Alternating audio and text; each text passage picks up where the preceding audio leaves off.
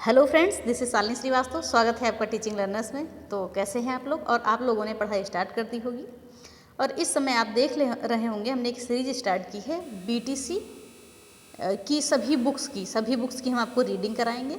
उसके बाद रीडिंग कराने में जितना भी समय लगेगा देखा जाएगा। उसके बाद हम आपको बोर्ड पे यूपी टेट, ओके, ये बात आप याद रखें, बोर्ड पे हम आपको पढ़ाएंगे यूपी टेट और सुपर टेट टॉपिक वाइज। जहाँ वो टॉपिक दिए होंगे, देखिए यहाँ तो हम पढ़ेंगे ही, साथ में वहाँ भी हम टॉपिक वाइज चीज़ों को स्टार्ट करेंगे। अभी थोड़ा सा हो सकता है हम जल्दी ही स्टार्ट कर दें और या थोड़ा सा समय लगेगा, तो इस चीज़ को आप देखिएगा। वैसे आप ये जो बुक पढ़ रहे हैं, बुक को पढ़ेंगे आपको बहुत हद तक हेल्प मिलेगी, ठीक है। तो ये मान के चलिए लगभग 90% आपको हेल्प इस बुक से मिल जाएगी, यूपी टेट हो या सुपर टेट हो, कहीं भी है, ठीक है। तो चलिए हम स्टार्ट करते हैं। तो इस समय हम स्टार्ट कर रहे हैं। हमने क्या शुरू किया है, बीटीसी प्रथम सेमेस्टर की बुक हमारी कौन सी है, बाल विकास एवं सीखने की प्रक्रिया, इसे हम कर रहे हैं, ठीक है। इसे एजुकेशन 1 कहते हैं, डीएलएड प्रथम सेमेस्टर की बुक है और जिसका हमने चैप्टर 1 कर लिया है। अब आज हम करेंगे चैप्टर 2। तो हम देख लेते हैं चैप्टर 1 हमने क्या किया है, चैप्टर 2 कौन सा है, ठीक है। तो आप ये सारी चीज़ें देख सकते हैं। देखिए चैप्टर 1 में हमने क्या कंप्लीट किया है, बाल विकास, ओके। हमने चैप्टर 1 में कंप्लीट किया है बाल विकास का अर्थ, आवश्यकता एवं क्षेत्र, हमने देख लिया है। देखिए हम इसमें केवल रीडिंग कर रहे हैं, थोड़ी चीज़ें आपको समझाएंगे भी और जो कुछ एक्स्ट्रा चीज़ें होंगी वो जब हम आपको यूपी टेट और सुपर टेट का हम बोर्ड पे कराएंगे, बोर्ड पे यानी कि आपका टॉपिक वाइज, ठीक है। जब टॉपिक वाइज हम कराएंगे कि जो टॉपिक है वही चीज़ें कराएंगे, तब आप बोर्ड पे भी उन चीज़ों को समझ लीजिएगा। लेकिन बुक रीडिंग बहुत ही इंपॉर्टेंट है आपके लिए, याद रखिएगा, बुक रीडिंग बहुत ही इंपॉर्टेंट है, ठीक है। अगर मेरे पास समय बचेगा तो हम एनआईओएस का भी कराएंगे, क्योंकि DSSB के लिए बहुत ही ज़रूरी है। DSSB में से लाइन टू लाइन क्वेश्चन बने हैं आपके एनआईओएस में से DSSB में, ये याद रखिएगा, ठीक है। तो चलिए आगे आज हम पढ़ेंगे बाल विकास की अवस्थाएं कौन कौन सी होती हैं, शैशवावस्था, बाल्यावस्था, किशोरावस्था, सभी चीज़ों को हम जानेंगे। चलिए हम सीधे आते हैं चैप्टर पे।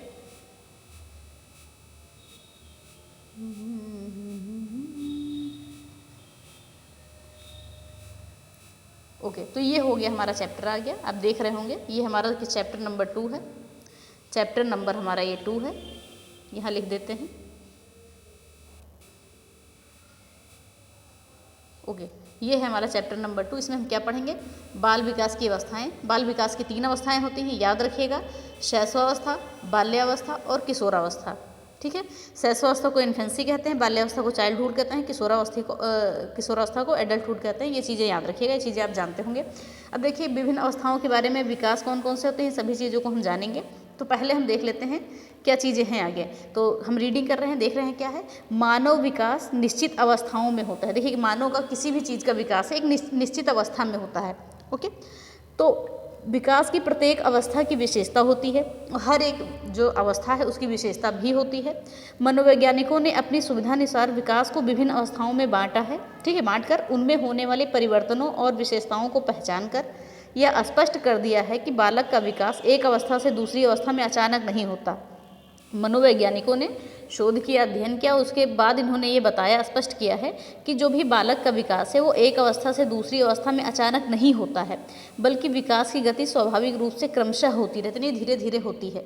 और मनोवैज्ञानिकों ने बाल विकास को 3 अवस्थाओं में बांटा है। कौन सी अवस्थाएं हैं जो हमने अभी देखी है, शैशवावस्था, बाल्यावस्था और किशोरावस्था। शैशवावस्था यानी कि 0 से 5 साल, 0 कोई अवस्था नहीं होती, जन्म से 5 साल, याद रखिएगा, कहीं कहीं हम लोग 0 भी बोल देते हैं, लेकिन 0 कोई अवस्था नहीं होती है, ठीक है। तो शैशवावस्था जन्म से 5 वर्ष की अवस्था होती है, बाल्यावस्था 5 से 12 वर्ष की अवस्था होती है और किशोरावस्था 12 से 18 वर्ष की अवस्था। तो यहाँ तो हमने नॉर्मल अवस्थाएँ देख ली हैं कि हम क्या चीज़ें देखेंगे। और अगर हम बात करें अलग अलग जगह अलग अलग तरीके की अवस्थाएँ आपकी बताइए, कहीं आपकी बताई गई है जन्म से 6 वर्ष की, ठीक है, जन्म से 6, 6 से 12, 12 से 18 और कहीं कहीं ऐसी चीज़ें बताई गई हैं। तो सारी चीज़ों को हम स्पष्ट करेंगे आगे, ओके। तो पहले हम देखते हैं कि इनमें हम विकास में क्या क्या हम पढ़ेंगे। तो विभिन्न अवस्थाओं में कौन कौन से विकास हम देखेंगे। तो हम देखेंगे विभिन्न अवस्थाओं, चाहे जो अवस्था हम ले लेंगे उसमें शारीरिक विकास देखेंगे, मानसिक विकास देखेंगे, संवेगात्मक विकास देखेंगे, संज्ञानात्मक विकास। और संज्ञानात्मक विकास का सिद्धांत पियाजे ने दिया था, वो पियाजे का सिद्धांत के अनुसार हम पढ़ेंगे। और भाषा विकास, सृजनात्मकता एवं सृजनात्मक क्षमता का विकास। तो ये सारी चीज़ें हम देखेंगे। चलिए हम आगे देखते हैं क्या लिखा हुआ है, विभिन्न अवस्थाओं में विकास। क्या लिखा हुआ है यहाँ पर, विभिन्न अवस्थाओं में विकास, ओके। तो क्या है, पहले हम देखते हैं शैशवावस्था को, फिजिकल डेवलपमेंट इन इन्फेंसी, ठीक है। पहले हम देखेंगे शैशवावस्था। शैशवावस्था का हमने आयु सीमा इसमें देखी, जन्म से 5 वर्ष देखी है जो अभी लिखा हुआ था। तो ध्यान से पढ़िएगा, बहुत ही ज़्यादा इंपॉर्टेंट आपका है, चाहे वो यूपी टेट हो, चाहे सुपर टेट हो, चाहे आपका रीट हो, DT+B हो, KVS हो, कोई भी एग्ज़ाम हो, वहाँ आपके लिए बहुत ही इंपॉर्टेंट बनेगा ये याद रखिएगा। कोई भी टीचिंग एग्ज़ाम जहाँ भी साइकोलॉजी आपका पूछा जाता है, बहुत ही इंपॉर्टेंट है, ये चीज़ याद रखिएगा, ठीक है। तो वीडियो हम शुरू कर रहे हैं, लेकिन इसके साथ अगर आपने हमारे चैनल को सब्सक्राइब नहीं किया तो ज़्यादा से ज़्यादा शेयर करें, सब्सक्राइब करें, ओके, क्योंकि ये चीज़ें बहुत इंपॉर्टेंट है। जो भी टीचिंग एग्जाम की तैयारी कर रहा हो, किसी भी टीचिंग एग्जाम की, उसे ज़रूर शेयर करिए, क्योंकि उसे बहुत हेल्प मिलेगी। तो प्लीज़ हमारे चैनल को सब्सक्राइब करें और वीडियो को ज़्यादा से ज़्यादा शेयर करें, और हम चीज़ों को यहाँ पर अच्छे से पढ़ना है। और हमने आपसे ये भी कहा है कि हम लास्ट में आपको शॉर्ट नोट्स भी प्रोवाइड कराएंगे इसका, तो इस चीज़ में आप देखिएगा, लेकिन यहाँ पर आप पूरी रीडिंग करिए हमारे साथ, ओके। तो चलिए अब हम देखते हैं, शैशवावस्था जीवन की सबसे महत्वपूर्ण अवस्था है, ओके, ठीक है, ये लाइन भी जान गए आप। तो शिशु का शारीरिक विकास जन्म से पूर्व गर्भावस्था से ही प्रारंभ होता है। देखिए, किसी भी शिशु का जब विकास होता है तो जन्म से पूर्व गर्भावस्था से ही प्रारंभ हो जाता है। शारीरिक विकास जो शिशु का है तो गर्भावस्था से ही प्रारंभ हो जाता है, यानी अंगों का बनना, छोटे छोटे अंगों का निर्माण होना, तो सब गर्भावस्था से ही प्रारंभ होता है, ठीक है। इस समय माता के खान पान, रहन सहन, स्वास्थ्य एवं उसके संवेगात्मक संतुलन पर विशेष ध्यान देना चाहिए।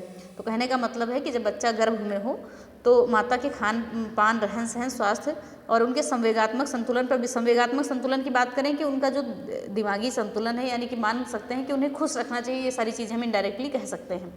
तो जन्म के बाद शैशवावस्था का विकास 2 सोपान में हो जाता है, 2 सोपान में किया जाता है, एक जन्म से 3 वर्ष, एक 3 से 5 वर्ष, तो 2 भागों में हम करते हैं। लेकिन हमें यहाँ क्या पढ़ना है, हमें यहाँ जन्म से पढ़ना है, जन्म से पहले की चीज़ों को नहीं पढ़ना है, हमें यहाँ पर जन्म से बाद की चीज़ों को पढ़ना है। बाल विकास का मतलब जन्म से बाद की चीज़ों को हम पढ़ेंगे, ठीक है। तो इन चीज़ों को देखें, फिर आगे क्या लिखा है। एडलर महोदय ने कहा है कि जन्म के कुछ माह बाद ही ये निश्चित हो जाता है, निश्चित किया जा सकता है कि जीवन में उसका क्या स्थान है। इंपॉर्टेंट है, पॉइंट पूछा जा सकता है आपका। एडलर महोदय के अनुसार जन्म के कुछ समय बाद ही ये निश्चित हो जाता है कि जीवन में उसका क्या स्थान है। याद रखिएगा, सारी चीज़ें यहाँ लाइन टू लाइन इंपॉर्टेंट है आपकी। चलिए अब आगे आते हैं। शारीरिक विकास, शैशवावस्था में शारीरिक विकास क्या क्या होता है, किस किस चीज़ों में विकास होता है, सभी चीज़ों के बारे में जानेंगे। तो शैशवावस्था में पहले हम भार की बात करेंगे। तो शैशवावस्था में पहले शारीरिक विकास यहाँ पर बात कर रहे हैं, एक सेकेंड, ओके। शैशवावस्था में शारीरिक विकास, जहाँ पर हम बात करेंगे आपकी भार की। सबसे पहले हम भार की बात करेंगे, वेट, यानी कि बच्चों का भार कितना होता है। तो ध्यान से सुनिएगा, जन्म के समय और पूरी शैशवावस्था में बालक का भार बालिका के भार से अधिक होता है।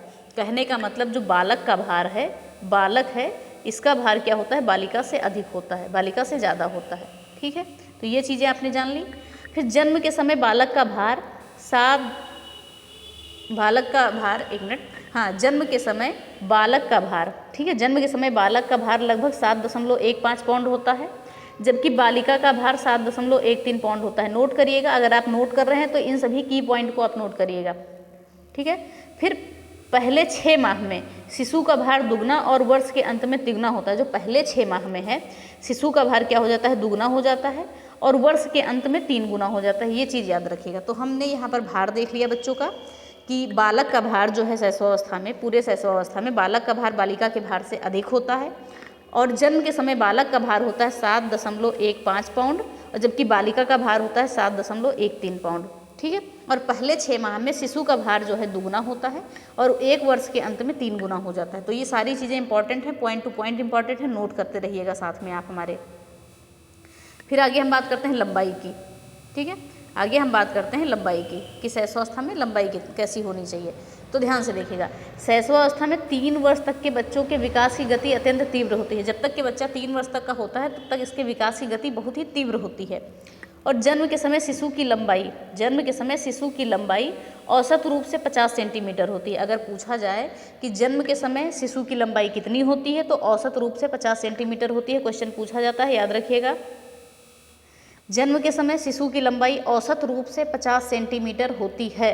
प्रथम वर्ष के अंत में यह 67 से 70 सेंटीमीटर, ठीक है। जब पहला वर्ष खत्म होता है तब बालक की लंबाई कितनी होती है, 67 से 70 सेंटीमीटर होती है, और दूसरे वर्ष के अंत तक 77 सेंटीमीटर से 82 सेंटीमीटर तक होती है, तथा 6 वर्ष तक लगभग 100 से 110 सेंटीमीटर बालक लंबा हो जाता है। ध्यान से सुनिएगा, एक बात और ध्यान सुनिएगा, 3 वर्ष तक बच्चों की जो है विकास जो है बहुत तीव्र गति से होता है, ठीक है। अगर पूछा जाए आपसे कि जन्म के समय शिशु की लंबाई कितनी होती है, तो 50 सेंटीमीटर होती है। प्रथम वर्ष के अंत में शिशु की लंबाई कितनी होती है, तो 67 से 70 सेंटीमीटर होती है आपकी। ओके, और अगर पूछा जाए कि दूसरे वर्ष के अंत तक शिशु की लंबाई कितनी होती है, तो 77 सेंटीमीटर से 82 सेंटीमीटर होती है। और 6 वर्ष के अंत तक 100 सेंटीमीटर से 110 सेंटीमीटर बालक लंबा हो जाता है। ओके, तो ये चीज़ें लगभग आपको समझ आ गई होंगी। अब बात करते हैं सिर व मस्तिष्क की लंबाई की बात करें तो नवजात शिशु के सिर की लंबाई उसके शरीर के कुल लंबाई का 1/4 होती है। ये क्वेश्चन आपका रीट में अभी पूछा गया था, जो हाल ही में एग्जाम हुआ है, पूछा गया था कि नवजात शिशु के सिर की लंबाई उसके शरीर के कुल लंबाई के कितना होती है। तो सीधा सीधा आया था 25%, 15%, 75%, कुछ ऐसे ही ऑप्शन लिखा, लेकिन आपका 25% उसमें क्या था, सही था। तो इन चीज़ों को याद रखिएगा, बहुत ही इंपॉर्टेंट लाइन आपकी बनेगी ये।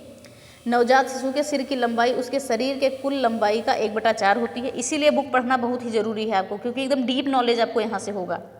और पहले 2 वर्षों में सिर बहुत तीव्र गति से बढ़ता है तथा उसका भार शरीर के अनुपात से अधिक होता है। पहले 2 वर्ष में जो है बालक का सिर बहुत तीव्र गति से बढ़ता है, उसका भार शरीर के भार के अनुपात से अधिक होता है। लेकिन सबसे जो इम्पॉर्टेंट लाइन आपकी है कि जन्म के समय बालक के सिर की लंबाई शरीर की कुल लंबाई की कितनी होती है, तो 1/4 होती है। ये आपका मोस्ट इंपॉर्टेंट है, ये याद रखिएगा। ठीक है, अब फिर बात करते हैं हड्डियों की। तो हम बात करते हैं हड्डियों की। तो हड्डियों की बात करें तो नवजात शिशु की हड्डियाँ छोटी होती हैं, ठीक है, और संख्या में 206 होती हैं। छोटे बच्चों की नवजात शिशु की हड्डियाँ संख्या में 206 होती हैं। संपूर्ण शैशवावस्था में ये छोटी, कोमल, लचीली होती हैं। ठीक है, हड्डियाँ कैल्शियम, फास्फोरस और अन्य खनिज लवणों की सहायता से मजबूत होती हैं।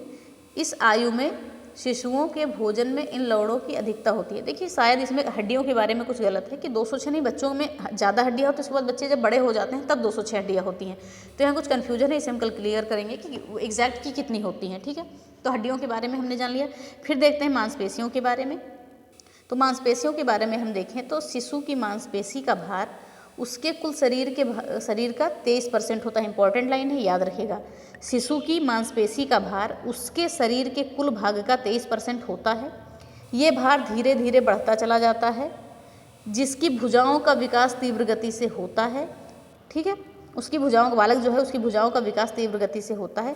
प्रथम 2 वर्षों में भुजाएं दुगनी, टांगे 1.5 गुनी हो जाती हैं और 6 वर्ष की आयु तक मांसपेशियों में लचीलापन होता है। चलिए ध्यान से एक बार और सुनिए कि जो शिशु होता है, शिशु की मांसपेशी का भार उसके कुल शरीर का 23% होता है। ठीक है, ये भार धीरे धीरे बढ़ता चला जाता है और उसकी भुजाओं का विकास भी तीव्र गति से होता है। प्रथम 2 वर्षों में भुजाएं दुगनी होती हैं। अगर पूछा जाए प्रथम 2 वर्षों में भुजाएं कितनी होती हैं, दुगनी हो जाती हैं, और टांगे जो है 1.5 गुनी हो जाती हैं और 6 वर्ष की आयु तक मांसपेशियों में लचीलापन रहता है। ठीक है, होता है। अब आगे हम देखते हैं अन्य अंगों की बात करें। यहाँ पर एक सेकेंड, ओके, अब हम बात करेंगे यहाँ पर अन्य अंगों की। देखिए, यहाँ शारीरिक विकास की बात हो रही थी केवल। ठीक है, फिर पहले हम एक एक अवस्था का शारीरिक विकास पढ़ेंगे, फिर चीज़ों का हम पढ़ेंगे और फिर बात करेंगे अन्य अंग की। तो छठे माह में दूध के दांत निकलने प्रारंभ हो जाते हैं। अगर पूछा जाए कि बालक के दूध के दांत कब से निकलना प्रारंभ होते हैं, तो 6 माह तक बालक के दूध के दांत निकलने प्रारंभ हो जाते हैं। सबसे पहले नीचे के अगले दांत निकल आते हैं। सबसे पहले बच्चों का क्या होता है, नीचे का ही दांत निकलता है। जैसे ये मुंह हो गया उनका, मान लिया, तो ये वाले दांत सबसे पहले निकलते हैं। तो नीचे के दांत सबसे पहले निकलते हैं। फिर हम बात करते हैं 1 वर्ष की आयु तक उनकी संख्या 8 हो जाती है। 1 वर्ष तक वो 8 दांत बच्चों के निकल आते हैं और लगभग 4 वर्ष की आयु तक दूध के सभी दांत निकल आते हैं। अगर पूछा जाए कि दूध के दांत कब तक निकल आते हैं सभी, तो 4 वर्ष की आयु तक दूध के दांत बच्चों के निकल आते हैं। नवजात शिशु का सिर शरीर की अपेक्षा बड़ा होता है। नवजात शिशु का जो सिर है शरीर की अपेक्षा क्या होता है, बड़ा होता है। और जन्म के समय हृदय की धड़कन कभी तेज कभी धीमी रहती है। जैसे हृदय बड़ा होता है, धड़कन में स्थिरता आ जाती है। एक बार और ध्यान से सुन लीजिएगा, ध्यान से सुनिएगा। अन्य अंग की बात करें तो दूध के दांत जो छठे महीने से निकलना प्रारंभ हो जाते हैं और सबसे पहले नीचे के दांत निकलते हैं। 1 वर्ष की आयु तक दांत जो है 8 निकल आते हैं और 4 वर्ष की आयु तक कुल दूध के दांत जो है निकल आते हैं। और नवजात शिशु के शरीर जो सिर है वो शरीर की अपेक्षा बड़ा होता है। ठीक है, और जन्म के समय हृदय की धड़कन कभी तेज कभी धीमी होती है, लेकिन जैसे जैसे बालक बढ़ता होता जाता है, यानी कि हृदय बड़ा होता जाता है, धड़कन में स्थिरता आ जाती है। ठीक है, अब बात करें शिशु के आंतरिक अंगों की। तो पाचन अंग, फेफड़ा, स्नायुमंडल, रक्त संचार अंग, जनन अंग और ग्रंथियां, इनका विकास तीव्र गति से होता है। शैशवावस्था में शिशु के आंतरिक अंगों का विकास जो है तीव्र गति से होता है, जैसे पाचन अंग, फेफड़ा, स्नायुमंडल, रक्त संचार अंग, जनन अंग और ग्रंथियां। और शैशवावस्था के प्रथम 3 वर्ष विकास के काल होते हैं। शैशवावस्था का प्रथम 3 वर्ष क्या होता है, ये विकास काल होता है और अंतिम 3 वर्षों में बच्चा मजबूती प्रदान करता है।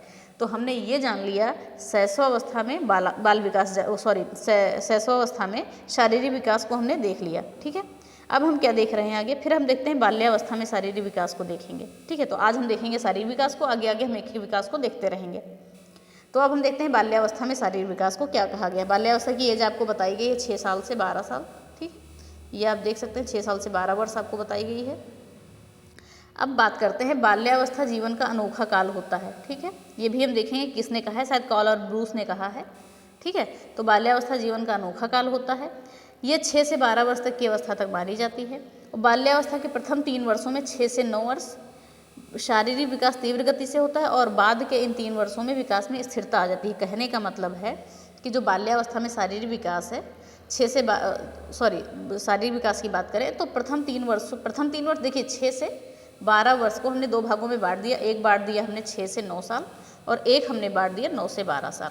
ठीक है, तो जो 6 से 9 साल है इसमें क्या होता है, शारीरिक विकास तीव्र गति से होता है, लेकिन जो 9 से 12 वर्ष है इसमें थोड़ी सी स्थिरता आ जाती है। तो इन चीज़ों को याद रखिएगा। ठीक है, तो ये चीज़ें आई होप आपको समझ में आई होंगी। फिर आगे हम देखते हैं भार की बात करें बाल्यावस्था में। अभी तक हमने शैशवावस्था की बात की, अब हम बाल्यावस्था की बात करते हैं।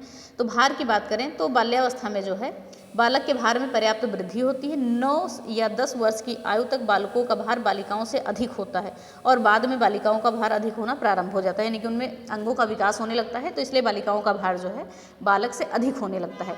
तो आई होप आपको ये चीज़ें समझ में आ रही होंगी कि भार की हमने बात की। भार में क्या है कि 9 या 10 वर्ष तक की आयु तक बालकों का भार अधिक होता है, उसके बाद क्या हो जाता है, बालिकाओं का भार अधिक हो जाता है। फिर हम बात करेंगे लंबाई की।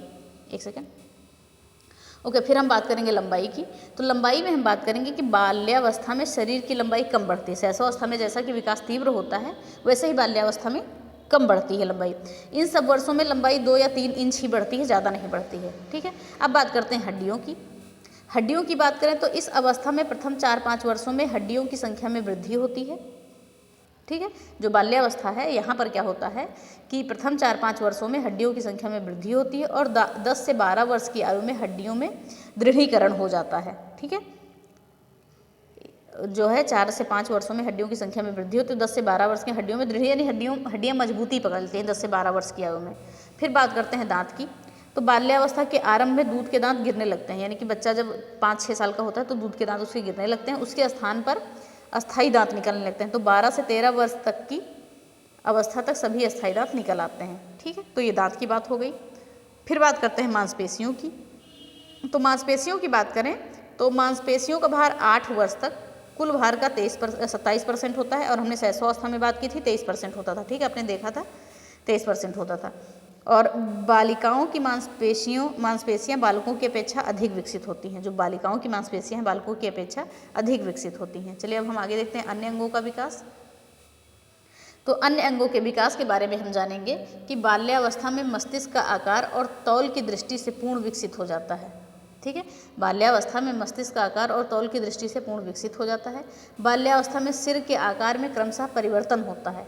ठीक है, और इस अवस्था में बच्चों का लगभग सभी अंगों का पूर्ण विकास हो जाता है और वो अपनी शारीरिक गति पर नियंत्रण रखना सीख जाते हैं। तो ये हो गया शैशवावस्था और बाल्यावस्था को हमने देख लिया। हमने शैशवावस्था का शारीरिक विकास देखा और हमने बाल्यावस्था का शारीरिक विकास देखा। अब हम देखेंगे किशोरावस्था का शारीरिक विकास। तो आज के वीडियो में हम केवल शारीरिक विकास पढ़ेंगे, एक एक विकास हम वीडियो में पढ़ेंगे क्योंकि हमें कोई जल्दी नहीं है, हमें चीज़ों को अच्छे से समझना है। ठीक है, तो अब हम आते हैं किशोरावस्था पे। तो देखिए हम सीधे सीधे अब ज़्यादा आते हैं। देखिए शैशवावस्था और बाल्यावस्था हमने खत्म कर दिया, अब हम आते हैं किशोरावस्था पे।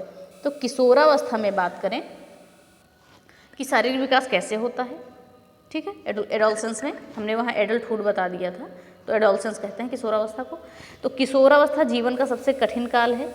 ठीक है, ये परिभाषा किसने कही थी, हम सारी चीज़ों को स्पष्ट करेंगे आपको। तो वैसे हमने जब हमने पहले पढ़ाया था तो सारी चीज़ें हमने स्पष्ट कर दी थी।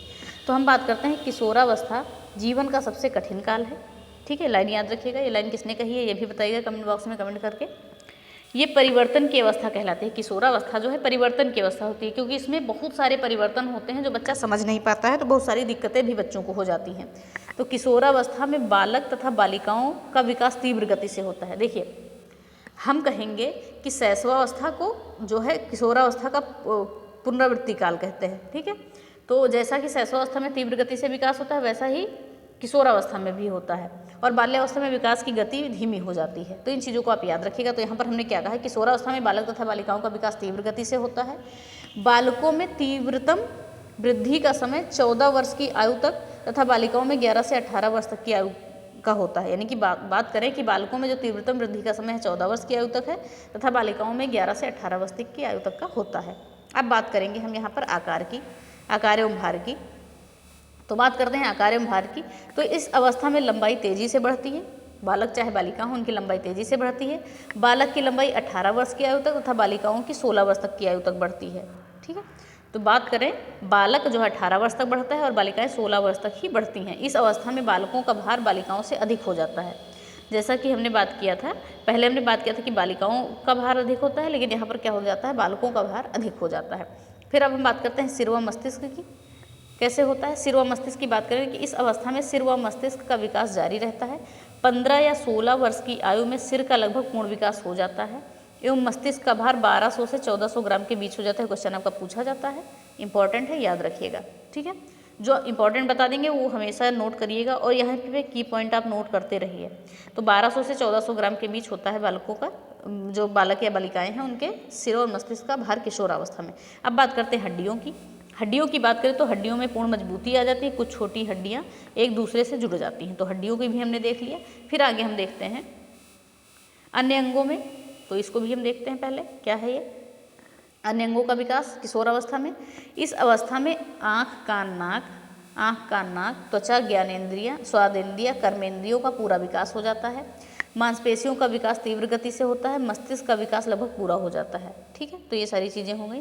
फिर विभिन्न ग्रंथियों की बात करें हम यहाँ पर, तो विभिन्न ग्रंथियों की बात करें तो किशोरावस्था में विभिन्न परिवर्तनों का आधार अंतःस्रावी ग्रंथियाँ होती हैं। ठीक है, बहुत सारी ग्रंथियाँ क्या होती हैं, किशोरावस्था में विभिन्न परिवर्तनों का आधार क्या होता है, अंतःस्रावी ग्रंथियाँ होती हैं, जिनमें पिट्यूटरी, थायराइड, एड्रीनल ग्रंथियाँ प्रमुख हैं। ठीक, कौन कौन सी ग्रंथियाँ प्रमुख हैं, पिट्यूटरी ग्लैंड, थायराइड ग्लैंड और एड्रीनल। ठीक है, ग्रंथियों के स्राव शारीरिक, मानसिक और भावात्मक विकास को प्रभावित करते हैं। जब ग्रंथियों का स्राव होता है तो ये हमारे शारीरिक विकास को, मानसिक विकास को और भावात्मक विकास को प्रभावित करते हैं। इस अवस्था में बच्चे खेल कूद तथा अन्य क्रियाओं में अधिक सक्रिय होते हैं और वे अपने कार्य स्वयं करने लगते हैं, दूसरों पर निर्भर नहीं रहते हैं। यहाँ बच्चा खुद में क्या हो जाता है, सक्षम हो जाता है। तो किशोर किशोरियों को शिक्षा देते समय भी उनकी शारीरिक अभिवृद्धि एवं परिवर्तनों को ध्यान में रखना चाहिए। किशोरावस्था जीवन का वह समय है जब हड्डियाँ बड़ी शीघ्रता से बढ़ती व विकसित होती हैं, अतः उनके स्वास्थ्य का विशेष ध्यान रखना चाहिए और उनके अनुकूल उचित शारीरिक शिक्षा की व्यवस्था करनी चाहिए। तो ये हमारा क्या हो गया, शैशवावस्था, बाल्यावस्था और किशोरावस्था में हमने क्या देख लिया, शारीरिक विकास देख लिया। अब पुनरावृत्ति बिंदु इन्होंने ऐसे ही बताया है और इसके आगे हम इसके बाद क्या देखेंगे, मानसिक विकास देखेंगे। वो हम कल के वीडियो में देखेंगे, नहीं तो वीडियो आपकी ज़्यादा लंबी हो जाएगी। तो ज़्यादा लंबी हमारा करने का कोई उद्देश्य नहीं है वीडियो आपकी। तो हमने शारीरिक विकास तीनों अवस्थाओं में अच्छे से समझ लिया है। ओके, तो एक बार एक चीज़ें और देख लीजिए, जैसे कि हमने बात किया जन्म से 5 वर्ष तक शैशवावस्था, बाल्यावस्था 5 से 12 और 12 से 18 क्या हो गया, किशोरावस्था। तो ये सारी चीज़ें आपकी हो जाएंगी। तो हमने यहाँ पर तीनों अवस्थाओं में आपका क्या हमने देखा, तीनों अवस्थाओं में हमने शारीरिक विकास देख लिया। अब हम कल तीनों अवस्थाओं में मानसिक विकास देखेंगे। अगर थोड़ा हुआ तो और भी विकास देख लेंगे, थोड़ा जल्दी खत्म करने की कोशिश करेंगे। तो आज के लिए इतना ही। अगर वीडियो पसंद आई है तो प्लीज़ वीडियो को लाइक करिएगा, शेयर करिएगा, चैनल को सब्सक्राइब करिएगा, बेल आइकन दबाना ना भूलें। ठीक है, ज़रूर सब्सक्राइब करें और शेयर करें और ज़्यादा से ज़्यादा शेयर करें, क्योंकि ये जो वीडियो है आपकी वो आप यूपी टेट ध्यान से देख लीजिएगा। कोई भी एग्जाम हो, सुपर टेट जैसा कि हमने आपका डाल भी दिया है, UP TET, super TET, DSSB, ठीक है, सी टेट सबके लिए इम्पॉर्टेंट है, रीट, KVS सबके लिए इम्पॉर्टेंट है। कोई भी ऐसा टीचिंग एग्जाम हो जहाँ पर ये साइकोलॉजी आती है वहाँ पर ये हमेशा पूछा जाता हो। यहाँ पर आप एकदम बेसिक से चीज़ों को तैयार कर रहे हैं, तो ये चीज़ ध्यान रखिएगा। ये आपके लिए एकदम गोल्डन चीज़ें चल रही हैं, गोल्डन मान के चल रहे हैं। ये सीरीज़ आपके लिए एकदम आपके लिए सोने जैसी है, सोने पे सुहागा मान के चल सकते हैं। ठीक है, तो ये सीरीज़ आपके लिए बहुत ही ज़रूरी है और यहाँ से आपका क्या है, बेसिक एकदम कंप्लीट हो जाएगा। बेसिक क्या कहें, सब कुछ कंप्लीट ही हो जाएगा। यूपी टेट का मान के चलिए आपका 90% सिलेबस यहाँ से कंप्लीट होगा। 30 में 25 की तैयारी केवल यही से हो जाएगी आपकी, जो हम पढ़ रहे हैं यहाँ पर। और बाकी चीज़ों को तो हम पढ़ेंगे, बोर्ड पे पढ़ेंगे, सारी चीज़ें हैं। तो आप देखेंगे, थोड़ा सा नोटिफिकेशन आने दीजिए, उसके बाद तैयारी शुरू करते हैं। पहले आप बुक को यहाँ पर कंप्लीट कर लीजिए। तो चलिए वीडियो इसी के साथ ख़त्म करते हैं। तो जैसा कि मैंने पहले कहा, प्लीज़ वीडियो को लाइक करें, शेयर करें, चैनल को सब्सक्राइब करें, बेल आइकन दबाना ना भूलें और हाँ, इसके साथ ही एक चीज़ और बताना चाहेंगे कि अगर आप PDF चाहते हैं, ठीक है, तो आप हमारे टेलीग्राम चैनल से जुड़ सकते हैं। टेलीग्राम चैनल है teaching learners by Shalini Srivastava, और इसकी लिंक आपको डिस्क्रिप्शन में मिल जाएगी, ठीक है। तो ये टेलीग्राम ID हमारी ज्वाइन कर लीजिए, और अगर आपको चाहिए तो आप कमेंट भी कर सकते हैं कि हमें PDF चाहिए, हम वहाँ पर PDF आपकी डाल देंगे, ठीक है। तो चलिए इसी के साथ वीडियो खत्म करते हैं। धन्यवाद, जय हिंद।